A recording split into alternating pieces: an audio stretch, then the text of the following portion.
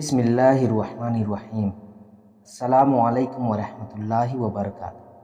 پیارے ناظرین، امید کرتا ہوں کہ آپ سب خیریت سے ہوں گے، اور آج ہم بیان کرنے والے ہیں دجالی ریاست کی کہانی کا پارٹ 2۔ اگرچہ ارض مقدس پر مسیحی اقتدار مختصر عرصے کے لیے تھا، لیکن ان کا یہ مختصر قبضہ پوری دنیا کی تاریخ کو تبدیل کرنے والا حادثہ ثابت ہوا۔ اس مختصر عرصے کے دوران نائٹس کی ایک خصوصی تنظیم تشکیل دی گئی، جس کا مقصد بظاہر مسیحی زائرین کو مسلمانوں کے حملوں سے محفوظ رکھنا تھا۔ یہ ایک مذہبی تنظیم تھی جس کے فرائض میں مقدس معبد بیت المقدس ہیکل سلیمانی کو کافروں یعنی کہ مسلمانوں سے بچانا بھی شامل تھا۔ چنانچہ یہ تنظیم اور اس کے ارکان دنیا بھر کے عیسائیوں کے لیے قابل احترام بن گئے۔ اپنے مذہبی فرائض اور مسیحی طرز حیات کی وجہ سے انہیں راہب کہا جاتا تھا۔ بعد ازاں یہ خطاب ترک کر کے انہیں سیمپلرز یعنی کہ معبدی کہا جانے لگا۔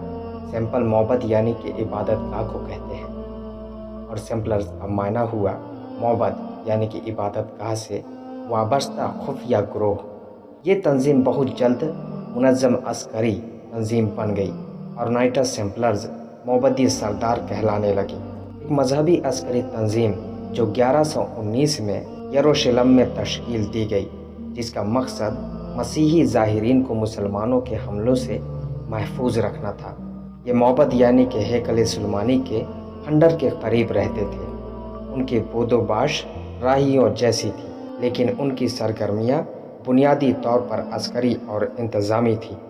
ارض مقدس میں یورپی صلیبی سلطنت کی نگہداشت میں اہمیت رکھنے کے ساتھ ساتھ ان کی املاک یورپ میں بھی تھی، اور وہ بین الاقوامی فنکاروں کی حیثیت سے بھی کام کرتے تھے۔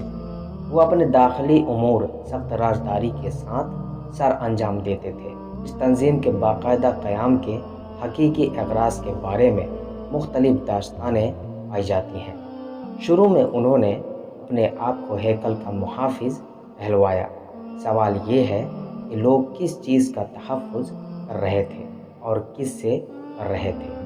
اس نقطہ پر کچھ محققین رائے رکھتے ہیں کہ سیمپلرز ان کی تعداد 12 تھی، دراصل کسی خزانے یا مقدس تبرکات کی حفاظت کر رہے تھے جو بیت المقدس یا ہیکل سلیمانی سے ملے تھے۔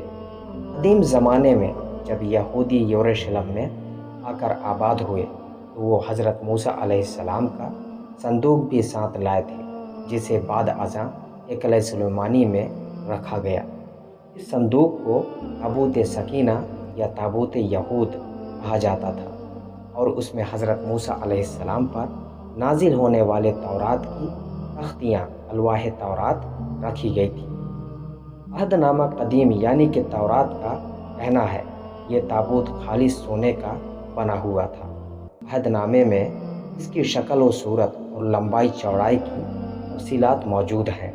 عہد نامے کے مطابق اس صندوق یا تابوت میں وہ اصل الواح یعنی کہ تختیاں موجود تھیں جو کوہ سینا پر حضرت موسیٰ علیہ السلام کو اللہ تعالیٰ کی طرف سے عطا کی گئی تھی۔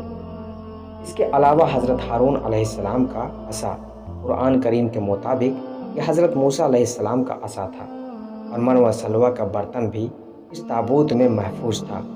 تاریخ یہ تو بتاتی ہے کہ اسے ہیکل سلیمانی میں رکھا گیا تھا، لیکن یہ نہیں بتاتی کہ بعد ازاں اس کے ساتھ کیا ہوا۔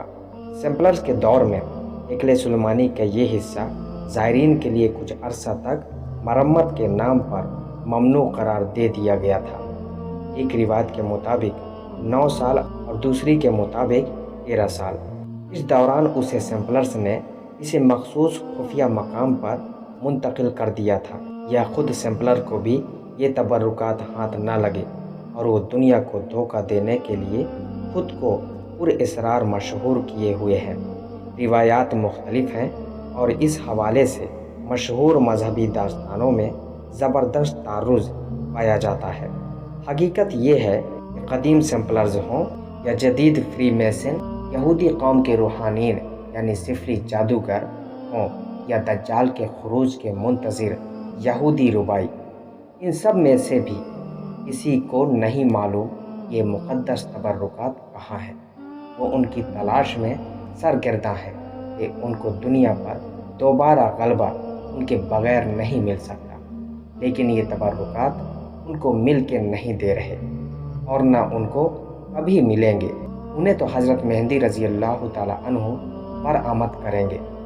حضرت کے ہاتھوں ان کی برآمدگی دیکھ کر وہ معتدل مزاج یہود جن کی قسمت میں ایمان ہے مسلمان ہو جائیں گے، اور وہ شقی مزاج یہود جو ان تبرکات کو حضرت موسیٰ علیہ السلام کے ہاتھ میں دیکھ کر بھی ان کی اطاعت کرنے میں لے تو لال کرتے رہیں گے، وہ اب بھی دجال کے ساتھ رہنے پر ہی اڑے رہیں گے اور پھر بالآخر اس کے ساتھ اپنے دردناک انجام کو پہنچیں گے۔ پیارے ناظرین، دجال کی کہانی کا پارٹ 2 مکمل ہوا۔ اب ملتے ہیں اگلی ویڈیو میں، تب تک کے لیے دعا کی درخواست کے ساتھ اللہ حافظ۔